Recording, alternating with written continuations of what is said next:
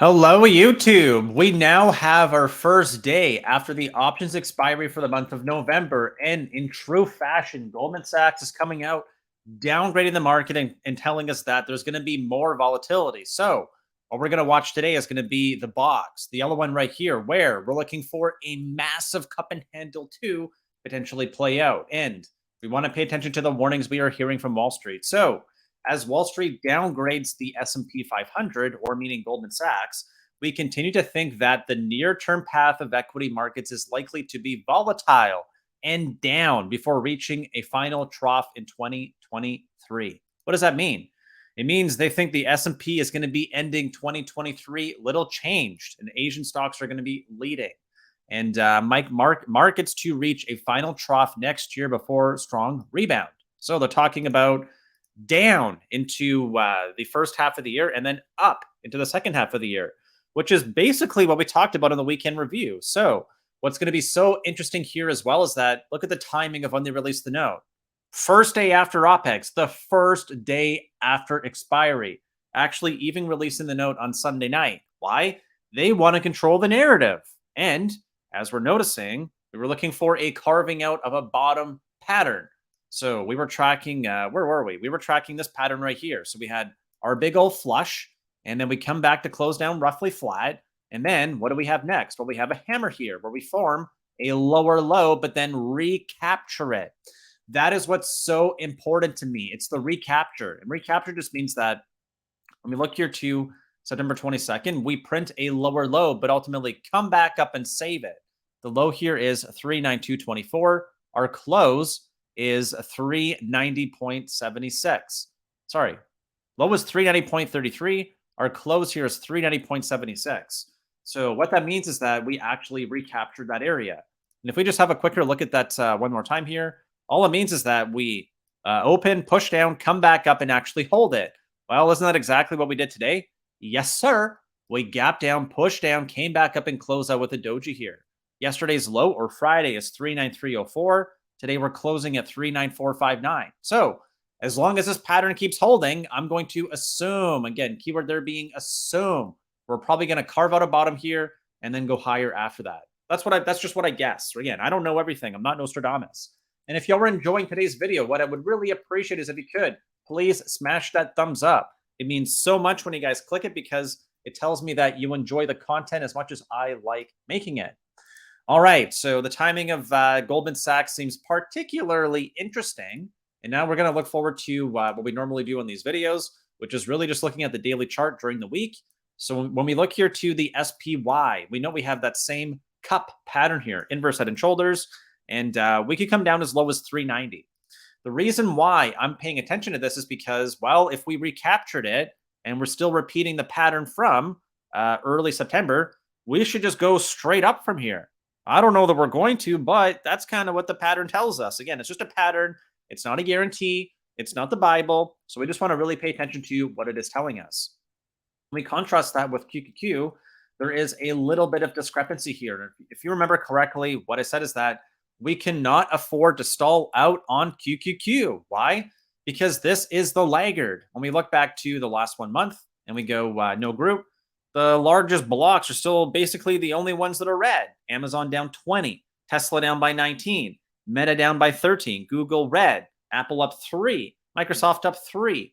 When companies like Birch are up 13, Walmart up 12, MasterCard up 14, Merck up 14. It's the trillion-dollar companies that are like really, really, really starting to struggle here. So what happened on QQQ? Well, we had a lower low and a lower high, and we're closing below the low, which means we did not recapture the low. Why? Well, let's look to a one-day heat map. It's very obvious to me. It's Tesla. So when we look here, oh my goodness, right? Tesla's down by basically 7%. And as a $530 billion market cap at the close, times that by the 1.07 minus 530. In market cap today, Tesla lost 37.1 billion in 1 day. That's almost the equivalent of Twitter, right? Twitter was bought for 44 billion.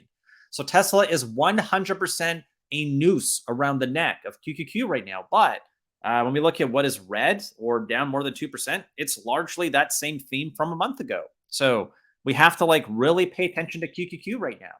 There were some headlines over the weekend as well in regards to China locking down a little bit more, and then also some energy. So we heard that there were going to be production cuts, and then production increases from Saudi Arabia. They came out and rebucked that, or basically said, nope, that's not true. So we saw a huge snapback here for oil, and that's really what drove the market today. The dollar had a big power up, and we're going to look at this for a moment here because we know that whatever the dollar does, it hurts. Sorry, it does the opposite of what the markets do. So if the dollar's up by 0.8 and it's right back here to a key relative low, oops, let me just grab the brush.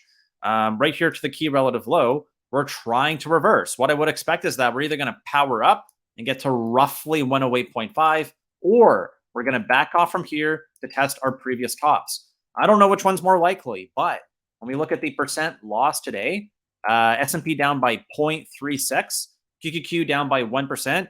It shows the S&P is actually unusually strong because it's only doing about half of the decline of the dollar. So something's either going to mean revert, or S&P is just flashing unusual strength. So that's really what I'm noticing. We also note that commodities also took a pretty big hit today. Gold down by almost 1%, Bitcoin down by 3%, and Ether down by 3%. And again, that's because of the lockdown fears out of China, where all commodities are getting hit, and then crypto has their own malaise right now, right? Their own problems. So at the end of the day, it really comes down to whether or not we're going to see QQQ at least go sideways, because right now it is weighing heavily on the SP 500. And one more thing I want to point out, just because I'm noticing that we're getting all these warnings about recession, fear, blah, blah, blah. Let's read it here. All right, great.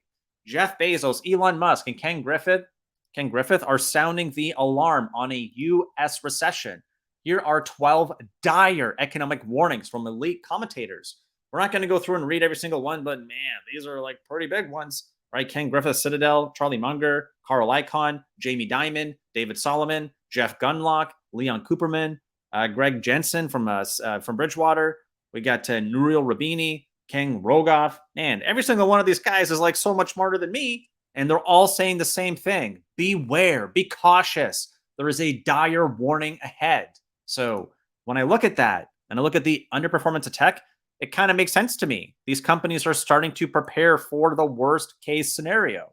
And with all of that in mind, we want to look at what is happening for insurance, because with all of these banks and all of these supposed super smart people telling us that it's like time to get really worried, clench your butthole, are they buying insurance?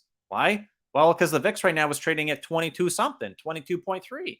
Options are like really cheap right now. This is like super cheap to buy options. And with the first day after expiry, meaning monthly OPEX, what I generally like to do is to look to the next monthly chain. That's going to be December 16th. Here we're looking at SPY. And the reason why I like to look at this is because I want to know whether or not people are already buying for the future, meaning you buy insurance when you don't need it. You don't buy it when your house is on fire. You buy it when you're like, well, if my house burns down to the ground, that would kind of suck. And right now, I'm not really noticing anything unusual on the options. We note that we got some activity at 410, some activity at 395.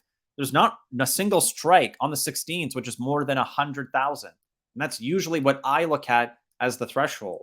So with options cheap and no one really buying, what's going on? I'm like, I don't understand this. This is either the calm before the storm, or a lot of people just are not expecting things to materialize. They're listening to the warnings, but they're feeling complacent. And that is exactly what we called for when we talked about our psychology, where we are starting to go into the complacency where everyone's like, well, we just have to cool off for the next big rally.